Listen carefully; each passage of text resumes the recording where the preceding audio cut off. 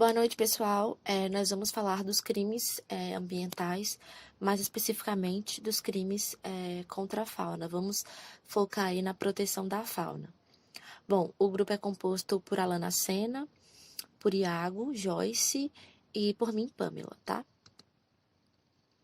Bom, antes da gente falar precisamente sobre a Lei 9.605, que trata dos crimes ambientais, a gente achou importante trazer a Lei número 5.197, que ela dispõe sobre a proteção da fauna propriamente dita, e ela antecede a Lei de Crimes Ambientais. Isso a gente trouxe pelo fato do seguinte: é importante saber, que as pessoas saibam, aliás, que a gente não pode fazer qualquer coisa com os animais, que os animais eles não são de nossa propriedade, que eles estão ali a nosso serviço, ao nosso bem-querer, enfim, que a gente é livre para fazer toda e qualquer coisa com a fauna. A lei ela surge exatamente mostrando que os animais de quaisquer espécies, em qualquer fase do seu desenvolvimento e que vivem naturalmente fora do cativeiro, constituindo a fauna silvestre, bem como os ninhos, os abrigos e criadouros naturais, eles são de propriedade do Estado, sendo proibida a sua utilização, perseguição, destruição, caça ou apanha. Isso mostra que a gente tem obrigações que devemos cumprir e obedecer referentes à existência, à vivência desses animais e que a gente é passível de ser penalizado em caso de descumprimento dessa lei, tá? Por isso que a gente trouxe anteriormente essa lei que dispõe sobre a proteção da fauna no contexto como um todo. E aí, agora partindo propriamente para a lei número 9.605 de 98, que é a lei que trata de crimes ambientais, primeiro é importante vocês saberem que a lei de crimes ambientais, ela tem os seus crimes classificados em 5 tipos diferentes. A gente tem os crimes cometidos contra a fauna, contra a flora, contra a poluição e outros crimes ambientais que estão inseridos dentro desse tema, né, dentro desse contexto. A gente tem também os crimes cometidos contra o ordenamento urbano e o patrimônio cultural, e a gente tem ainda as infrações administrativas. Para além dessas tipificações, desses 5, que são distribuídos nos 5 capítulos dentro da lei, a gente tem também as discussões que giram em torno das solturas de balões, que é muito recorrente nos assuntos tratados quanto os crimes cometidos contra a fauna, porque os balões, no caso, eles podem causar sérios danos contra a flora e a fauna, né? Porque ele causa incêndios, né? Que pode acabar destruindo, assim, largo território, largo espaço, né? De cobertura vegetal, e aí ser um malefício direto para a fauna e para a flora. Acho que principalmente para a flora, né? Mas tudo bem, vamos focar. A parte de lei de crimes ambientais que trata sobre os crimes contra a fauna, ela vai estar inserida no capítulo 5, entre os artigos 29 e 37. Mas, de uma forma geral, eu trouxe aqui que esses crimes contra a fauna são todas as agressões cometidas contra animais silvestres, nativos ou em rota migratória, como a caça, a pesca, o transporte e a comercialização sem autorização, os maus tratos, a realização de experiências dolorosas ou cruéis com animais, quando existe outro meio, independente do fim. Também estão incluídas as agressões aos habitats naturais dos animais, como a modificação, danificação ou destruição de seu ninho, abrigo ou criador natural. A introdução de espécimes animais estrangeiras no país sem a devida autorização também é considerado crime ambiental, assim como a morte de espécimes devido à poluição. E aí, no quesito de penalidades, as penas elas podem variar entre detenção, multas ou ambas as penas cumulativas. Essa detenção e também as multas, elas têm agravantes, né? Dependendo do caso, dependendo da situação, dependendo de onde o crime foi ocorrido, dependendo da escala do crime, já que você é impossibilitado de matar, de caçar, de apanhar, de maltratar, de perseguir, de dificultar ou impedir a criação, a desova de alguns animais, ou até mesmo destruir o habitat desse animal.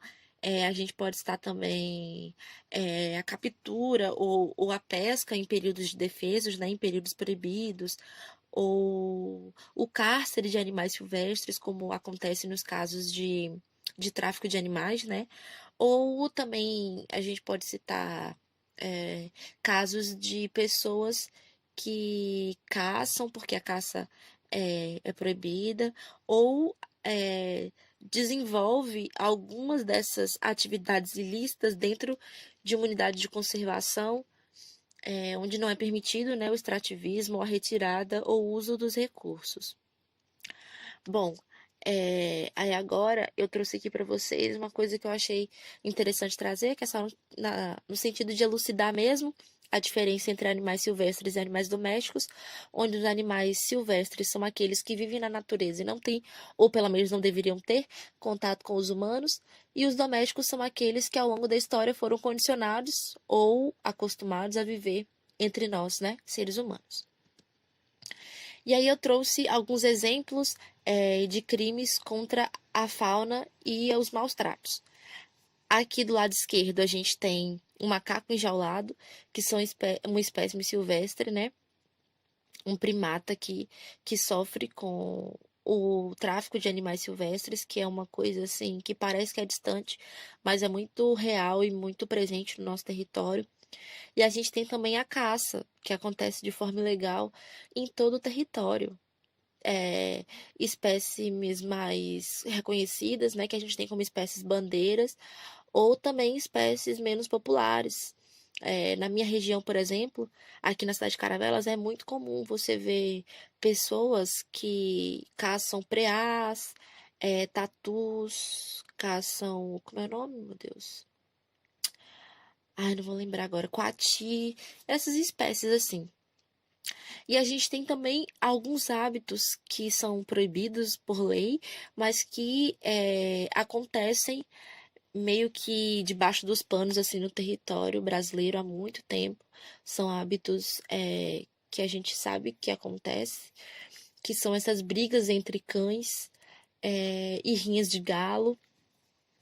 Tem também essas questões, né, que hoje estão em pauta, que são as vaquejadas e os rodeios envolvendo os maus tratos com os animais. Mas eu trouxe aqui, na parte superior direita, um caso que ficou muito conhecido, que viralizou, que foi do cachorro Manchinha, que foi envenenado e acho que ele foi agredido também por um segurança do supermercado Carrefour, no estado de São Paulo, e acabou morrendo, e isso causou uma comoção nacional muito grande, porque tudo foi gravado pelas câmeras de segurança, né, de monitoramento, e essas imagens vieram à tona, e aí a gente tem toda essa situação que mostra que muitas pessoas não tem medo de fazer, não se negam a fazer, ou sei lá, acho que acreditam na não penalização, ou que aquilo não vai trazer algo, nenhum prejuízo para ele, enfim, e acabam cometendo esse tipo de atitudes sem sem muito remorso, sabe? E aí, a partir de agora, a gente vai trazer um estudo de caso que ficou muito conhecido também, que é de uma estudante e de uma espécie de cobra que foi picada por uma cobra. E a gente vai trazer outras formas também, posteriormente, de tratar desses assuntos de uma forma mais lúdica, e talvez até, como é que eu posso dizer, mais atrativa, já que não está muito ligada àquela questão de mais tradicional, entre aspas, né, de academia, de leituras de artigos, revistas ou publicações. Agora eu vou trazer um estudo de caso, né? Como diz aqui na matéria. Após um estudante ser picado por naja no Distrito Federal, polícia investiga provável rota de tráfico internacional de animais.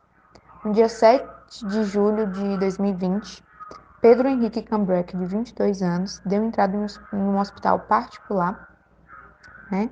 Após ser picado por uma cobra naja, que é originária de países da África e Ásia é uma das cobras mais venenosas do mundo, que até então não se tinha conhecimento dessa espécie aqui no Brasil. Por causa da toxicidade do veneno, ele entrou em coma e recebeu soro antiofídico, que foi doado pelo Instituto Butantan, que não produz e nem disponibiliza esse soro para acidentes com naja, né? Já que é uma espécie exótica que não pertence à fauna brasileira, mas que mantém um pequeno estoque em sua unidade hospitalar de atendimento, caso aconteça, né, algum acidente com pesquisadores que realizam estudos com esse animal. Os pais de Pedro também importaram 10 doses de soro antiofídico dos Estados Unidos, mas que não foram necessários e provavelmente foram doadas. No dia 8 de julho, o Batalhão Ambiental da Polícia Militar encontrou a serpente que picou Pedro, deixada numa caixa ao lado do shopping. E no dia 9 de julho, outras 16 serpentes foram encontradas em um aras, em Planaltina. Entre elas, 10 são originárias de outros países, como África, Ásia e Estados Unidos, e as outras 6 cobras silvestres são brasileiras. E estavam numa caixa, né, numa baía de cavalos. De acordo com a civil, a maioria delas não tinha registro. Segundo o delegado responsável do caso, na casa do Pedro foram encontrados objetos que indicavam a criação de outras serpentes. Além das 16 cobras, a Polícia Civil apreendeu mais uma cobra, também de Pedro, no dia 10 de julho, da espécie de boi arco-íris, na casa do pai de um de seus amigos. Os policiais encontraram também a pele de uma serpente surucucu e diversos ratos que seriam alimentos para esse animal. Carcaça de tatu, pena de arara e uma estufa especial de areia, utilizada para acomodar os ovos de serpentes. A partir disso, a polícia informou que vê indícios, que o Pedro e outros 3 amigos reproduziam as cobras em cativeiros e apurou se, além de adquirir, eles vendiam, ressaltando que no mercado ilegal a naja pode valer até R$ 20.000. Ainda internado, Pedro foi multado em R$ 2.000 pelo IBAMA, por criar animal silvestre sem autorização, e foram apurados os possíveis crimes: manutenção de animais silvestres nativos em cativeiros sem licenciamento, por dificultar a fiscalização, e também maus tratos. Somados, as penas podem chegar a 18 anos de prisão. A naja que picou Pedro ficou sob cuidados de veterinários e biólogos no zoológico de Brasília, aparentemente bem, até quando o órgão responsável definiu um novo destino para ela.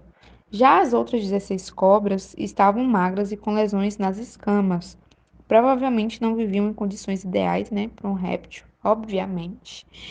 E com a umidade adequada, a alimentação adequada. E após ser liberados do hospital, Pedro foi preso, juntamente com seu amigo Gabriel, suspeito de tentar atrapalhar as investigações. Desde a picada da naja, a Polícia Civil deflagrou a chamada Operação Snake. Os investigadores apreenderam celulares e pessoas ligadas a Pedro, e em um dos telefones que foram apreendidos foram encontradas mensagens de uma das professoras, da Faculdade de Medicina, de Pedro e Gabriel Ribeiro, onde ela disse para soltarem as cobras no mato, inclusive as peçonhentas. Após o incidente, a polícia da capital intensificou as investigações sobre a criação ilegal de espécies exóticas no Distrito Federal. A corporação chegou a afirmar que o caso revelou um esquema de tráfico de animais com prováveis ramificações internacionais, e no dia 17 de julho, o IBAMA informou que havia afastado um servidor do Centro de Triagem de Animais Silvestres, que também era suspeito de envolvimento no caso. De acordo com o Instituto, foi instaurado um processo administrativo disciplinar interno para investigar a suposta participação do servidor no caso. Há 3 grandes projetos que se dedicam a cuidar, recuperar e devolver o animal ao seu ambiente silvestre ou domésticos que tenham sido sofridos maus tratos e venham de apreensão do tráfico de animais. O primeiro projeto que vou falar é a Vida Livre. É um projeto é uma organização não governamental que trabalha na reabilitação e soltura de animais em situações de risco no Rio de Janeiro. O segundo projeto é o CRAS, que é o Centro de Reabilitação de Animais Silvestres. Ele foi criado em julho de 1987 e tem como objetivo tirar e destinar animais oriundos de operações do combate ao tráfico de animais e animais atropelados em rodovias estaduais e federais e estaduais. E o terceiro, não menos importante, é o Ampara, que atua desde 2010 e hoje tem mais de 450 abrigos espalhados pelo Brasil. E tem como objetivo, mesmo do que o CRAS e o Vida Livre. E em 2016, ele criou um projeto para receber animais que sejam considerados de extinção, para poder fazer o cuidar dos animais e, além disso, fazer a reintrodução dele no seu habitat de origem e de maneira equilibrada para não afetar a biodiversidade do local. O tema tráfico de animais silvestres pode ser trabalhado de forma lúdica através do filme Rio. O filme ainda mostra a diferença do animal criado em cativeiro, como Blue, que é uma ararinha azul, espécie de ararinha azul, que desde bebê foi criado pela Linda no meio dos humanos, e Jade, que é um animal criado na natureza e que fica infeliz quando é capturado e só pensa em escapar. Essa é uma forma clara de transmitir a importância da compra de animais silvestres de forma legalizada. A orientação para combater o comércio ilegal de animais silvestres recai sobre o incentivo e o aumento de investimentos em pesquisas que promovam a conscientização ambiental, bem como revisão de legislações vigentes. E é preciso que os esforços se concentrem na reeducação das deficiências da legislação, aumento de investimento em fiscalização e em ações educativas voltadas à conscientização ambiental. Diante da nossa pesquisa, fica claro que o comércio de animais silvestres é uma questão que envolve, além da conservação, tópicos como sustentabilidade, economia, saúde e educação. Nesse sentido, o combate ao tráfico é multidisciplinar e deve envolver ciências sociais, econômicas e biológicas, bem como o contexto ambiental, político e socioeconômico de cada região.